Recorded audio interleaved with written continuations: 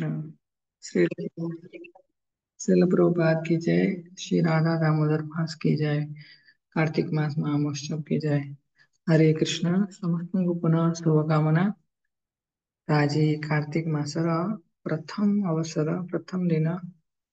ତ ବୃନ୍ଦାବନରେ ଭକ୍ତମାନେ ଏବଂ ବିଭିନ୍ନ ପ୍ରକାର ତୀର୍ଥଯାତ୍ରୀ ମାନେ ସମସ୍ତେ ବୃନ୍ଦାବନର ଭିନ୍ନ ଭିନ୍ନ ମନ୍ଦିର ଇତ୍ୟାଦିକୁ ଗମନ କରୁଛନ୍ତି। ଆଉ ବହୁତ ସେମାନେ ଉତ୍ସାହୀ ଅଛନ୍ତି, ଆନନ୍ଦିତ ଅଛନ୍ତି। ବୃନ୍ଦାବନରେ ଏତେ ଶୀତଳ ବାତାବରଣ ନାହିଁ। ସମସ୍ତେ ଯମୁନା ନଦୀ ଏବଂ ବିଭିନ୍ନ ପ୍ରକାର ଯୋଉ କୁଣ୍ଡ ମାନ ରହିଲା, ପବିତ୍ର କୁଣ୍ଡ, ରାଧା କୁଣ୍ଡ, ଶ୍ୟାମ କୁଣ୍ଡ, କୁସୁମ ସରୋବର, ମାନସୀ ଗଙ୍ଗା ଇତ୍ୟାଦି ସମସ୍ତେ ଧାବମାନ ହଉଛନ୍ତି।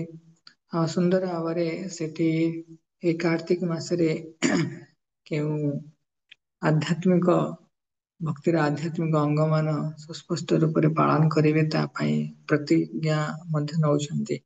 ଶ୍ରୀମତୀ ରାଧାରାଣୀ ଏବଂ ଭଗବାନ ଶ୍ରୀ ଦାମୋଦରଙ୍କର ପ୍ରୀତି ପାଇଁ ଅର୍ଘ୍ୟ ଅର୍ପଣ କରୁଛନ୍ତି କୁଣ୍ଡ ମାନଙ୍କରେ। ତେଣୁ କାର୍ତ୍ତିକ ମାସ ମଧ୍ୟ ସମସ୍ତ ମାସ ମାନଙ୍କ ଭିତରେ ଶ୍ରେଷ୍ଠ। କାହିଁକି ନା ଏଇ ମାସରେ ସ୍ୱଳ୍ପ ପ୍ରୟାସରେ ଯଦି ଭଗବାନଙ୍କୁ ଆମେ ପ୍ରସନ୍ନ କରିପାରିଲେ, ତାହେଲେ ନିଶ୍ଚୟ ଭାବରେ କାର୍ତ୍ତିକ ମାସର ପରିଣାମ ସ୍ୱରୂପ ଭଗବାନ ନିଜ ଧାମ ରେ ନିଜ ସହିତ ସେଇ ଭକ୍ତଙ୍କୁ ତାଙ୍କର ସଙ୍ଗ ସାନିଧ୍ୟ ପ୍ରାପ୍ତ କରନ୍ତି।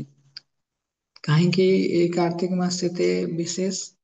ନା ଏଇଥିପାଇଁ ଯେହେତୁ 12ଟି ମାସ ଅଛି, ତ ସେଇ 12ଟି ମାସ ଭଗବାନ ବିଷ୍ଣୁଙ୍କର, ଭଗବାନ କୃଷ୍ଣଙ୍କର ଭିନ୍ନ ଭିନ୍ନ ସ୍ୱରୂପରେ ଭଗବାନ ତାଙ୍କର ଅଧିଷ୍ଠାତା ଦେବତା ହେଇଥାନ୍ତି। କିନ୍ତୁ ଏଇ କାର୍ତ୍ତିକ ମାସ ଭଗବାନ ହରି ଶ୍ରୀମତୀ ରାଧାରାଣୀଙ୍କୁ ନିଜର ମୋଷ୍ଟ କମ୍ପାସନେଟ ଅର୍ଥାତ ପରମ କରୁଣା ମୟୀ ଶ୍ରୀମତୀ ରାଧାରାଣୀଙ୍କୁ ପ୍ରଦାନ କରିଛନ୍ତି। ନିଜ କରୁଣା ମାଧ୍ୟମରେ ଭକ୍ତମାନଙ୍କ ପ୍ରସନ୍ନତା ପାଇଁ, ତାଙ୍କର ଉଦ୍ଧାର ପାଇଁ ଶ୍ରୀମତୀ ରାଧାରାଣୀ ଏ କାର୍ତ୍ତିକ ମାସରେ ଦାର ଅଧିଷ୍ଠାତ୍ରୀ ଦେବୀ ରୂପରେ ବିଦ୍ୟମାନ ହେଇଛନ୍ତି। ଆଉ ପ୍ରତ୍ୟେକ ଦିନ ଭକ୍ତ ମାନେ ଏଇ କାର୍ତ୍ତିକ ମାସର ଯୋଉ ମୂଳ ସୂତ୍ର କି କୃଷ୍ଣ ଇଜ କଙ୍କର୍ଡ ବାୟ ଲଭ, ଭଗବାନ ଶ୍ରୀକୃଷ୍ଣ କେବଳ ପ୍ରେମର ଆବେଶରେ ଥିବା ଭକ୍ତ ମାନଙ୍କର ବଶ ହେଇଥାନ୍ତି।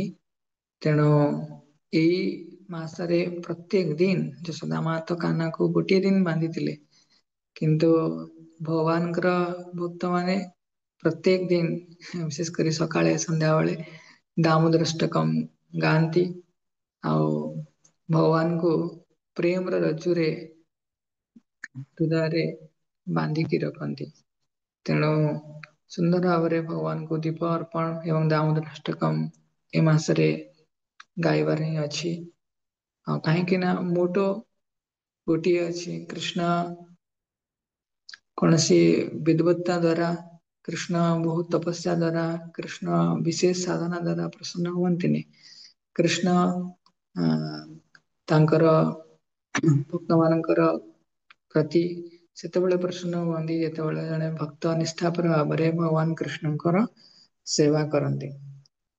ଆଉ ନିଶ୍ଚୟ ଭାବରେ ଏହା ଆନନ୍ଦଦାୟକ ଏବଂ ପ୍ରେରଣାର ସ୍ରୋତ। ପ୍ରତ୍ୟେକ ଦିନ ଆମେ ଏଇ ମନୋଭାବ ନେଇକି କାର୍ତ୍ତିକ ମାସ ବ୍ରତ ସମ୍ପାଦନ କରିବା।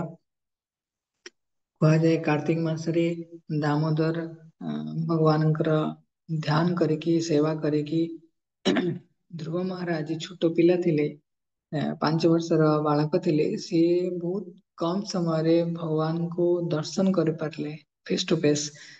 ତେଣୁ ଯାହା ବହୁ ବିରଳ, ବହୁତ ବଡ ବଡ ଯୋଗୀ ଋଷି ମୁନିଙ୍କ ପାଇଁ।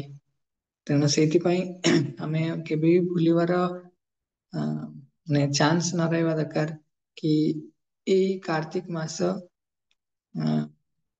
ନିଶ୍ଚୟ ଭାବରେ କାର୍ତ୍ତିକ ମାସରେ ଆମେ ଶ୍ରୀମତୀ ରାଧାରାଣୀଙ୍କ ଠାରୁ ଆମକୁ ଆଶୀର୍ବାଦ ପ୍ରାପ୍ତ କରିବାର ଅଛି। ତେଣୁ ପ୍ରତ୍ୟେକ ଦିନ ଆମେ ଶ୍ରୀମତୀ ରାଧାରାଣୀଙ୍କର ସହିତ କନେକ୍ଟ ହେଇପାରୁଥିବା ଦରକାର। କାହିଁକି ନା ରାଧାରାଣୀଙ୍କର ନାମ ହେଲା କୃତିକା ଦେବୀ, ତ ସେଇ ଅନୁସାରେ ଆମେ ଏଇ କାର୍ତ୍ତିକ ମାସକୁ ଶ୍ରୀମତୀ ରାଧାରାଣୀଙ୍କୁ ପ୍ରସନ୍ନ କରିବା ଉଦ୍ଦେଶ୍ୟରେ ହିଁ ଆମେ ପ୍ରତ୍ୟେକ ଦିନ ପ୍ରୟାସ କରିବା, उत्साहित ହେଇକି ପ୍ରୟାସ କରିବା ଦରକାର। ତ ପ୍ରଥମେ ଆମେ ଶ୍ରୀମତୀ ରାଧାରାଣୀଙ୍କର ବିଭିନ୍ନ ଦିବ୍ୟ ଗୁଣାବଳୀକୁ ଶ୍ରବଣ କରିବା ଆଉ କାର୍ତ୍ତିକ ମାସ ବ୍ରତକୁ ପ୍ରତ୍ୟେକ ଦିନ ପାଳନ କରିବା ପାଇଁ ଉତ୍ସାହିତ ହେବା। ହରେ କୃଷ୍ଣ ଶ୍ରୀଲ ପ୍ରଭୁପାଦ କି ଜୟ।